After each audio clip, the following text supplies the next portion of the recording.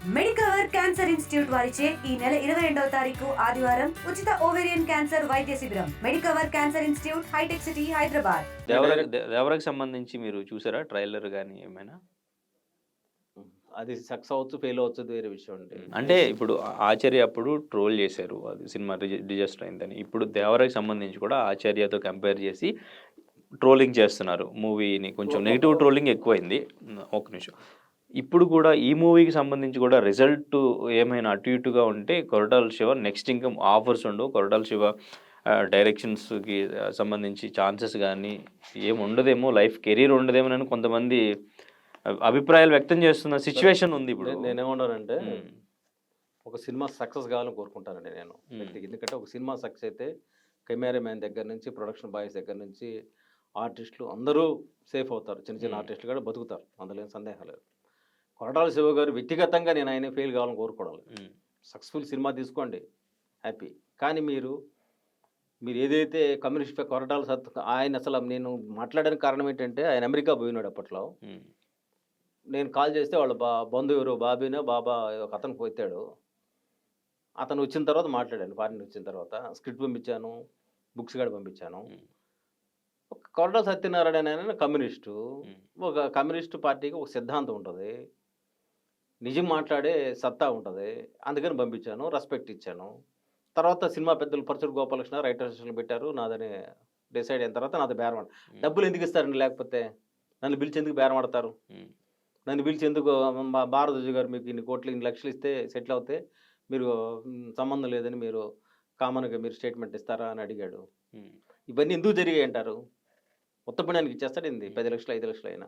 Okay. Devara Koratala Shiva గారిదని అంటారా story? తెలియదంటే నాకు. అంటే నాకు సంబంధం లేని అంశాలు నేను అంటే ఇప్పుడు ఆయన బ్యాక్ టు బ్యాక్ మీరు ఎప్పటి నుంచి 8 years నుంచి మీరు పోరాడుతున్నారు. ఆయన సినిమా తర్వాత సినిమా ఆయన స్టోరీస్ రాసుకుని ఎలాగో ఆయన డైరెక్టర్ అండి అతను. సినిమాలు తీసుకుంటున్నారు ఆయన.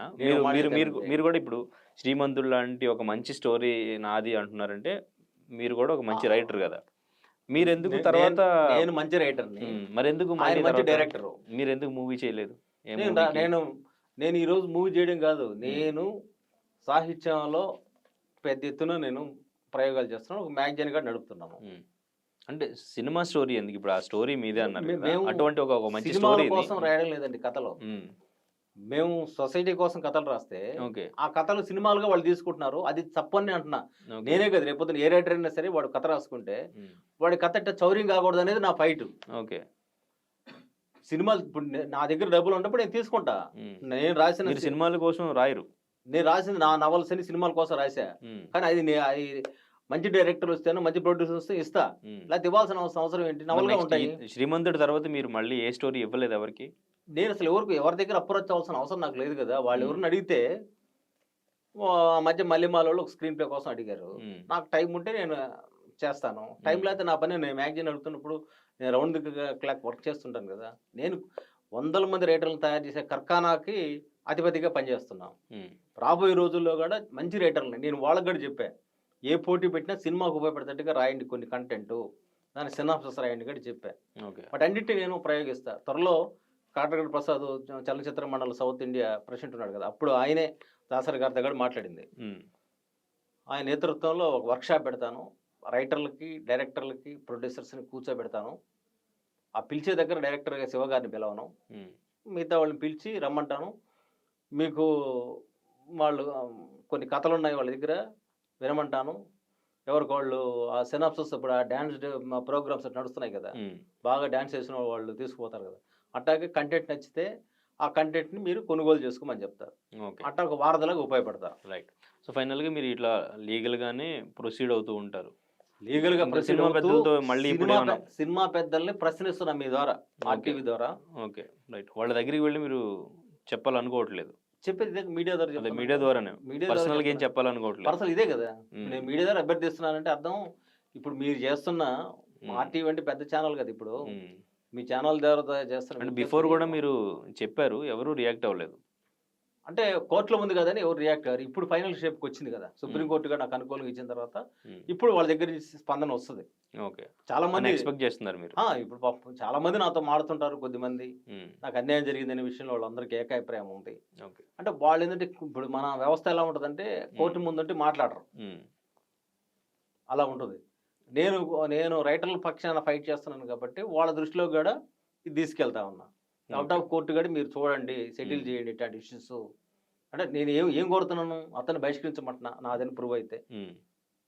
ఓకే, ఏ సినిమా ఆర్టిస్ట్ కూడా అతను సినిమా తీయడం కరెక్ట్ కాదు. మీరు ఫిల్మ్ ఇండస్ట్రీ నుంచి బహిష్కరించండి. అక్కడెక్కడో తప్పు చేశాడని చెప్పి ఇప్పుడు ఆయన జారీ మీద ఏదో ఇష్యూ వచ్చింది అంటే రైటర్ అసోసియేషన్ మొత్తం కలిసి అత్యాచారమే కదా నా మీద చేసింది కాదు ఇది. దీని ఏమంటారు, నేను ఆరోపిస్తే ఆ రోజు ఇప్పుడు అమ్మాయి ఆరోపిస్తుంది, ఆయన సినిమా దాని నుంచి ఆయన సస్పెండ్ చేశారు. అట్టా ఇంకొకరు చేస్తున్నారు. ఇక్కడ ఎందుకు సస్పెండ్ చేయడం లేదు? ఒక రైటర్ మీద చేసిన అత్యాచారం కిందకి వస్తుందిగా. ఓకే, మరి దీన్ని ఏమంటారు చెప్పండి, మీరు చెప్పండి. యూనియన్లో యూనిటీ లేదంటారా? ఏదైనా ఉండొచ్చు. మీరు సినిమా రిజిస్ట్రేషన్ నుంచి నేను మాడుతున్నాను, డైరెక్టర్ని మీరు సస్పెండ్ చేయండి, ఇది తేలే వరకు బయట పెట్టండి మీరు.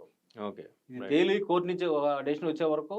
ఇప్పుడు ఆయన కేజ్రీవాల్ ఆయన మీద మద్యం మీద కేసు వచ్చింది, ఆయన బయటకు వచ్చి ఈ కేసు తేలే వరకు నేను సీఎం సీట్లో కూర్చొని that is well and good. ఏదైనా ఒక ఇష్యూ వచ్చినప్పుడు మనం ఆ స్థానం నుంచి పక్కకు రావడం అనేది గౌరవప్రదమైన అంశం. అది ఓకే, రైట్, పాజిటివ్ సైన్ కదా. అట్టా మీరు కూడా చేయండి. సినిమా విషయం కంక్లూజన్ వచ్చే వరకు, కోర్టు నుంచి ఒక డెసిషన్ వచ్చే వరకు మీరు కూడా ఆయన పక్కన పెట్టండి. రైటర్లు అందరూ కూడా ఒక తాటి మీద. మరిన్ని వీడియోస్ కోసం ఛానల్ ని సబ్స్క్రైబ్ చేయండి, లేటెస్ట్ అప్డేట్స్ కోసం వాట్సాప్ ఛానల్ ని ఫాలో చేయండి అండ్ లింక్ డిస్క్రిప్షన్ లో ఉంది.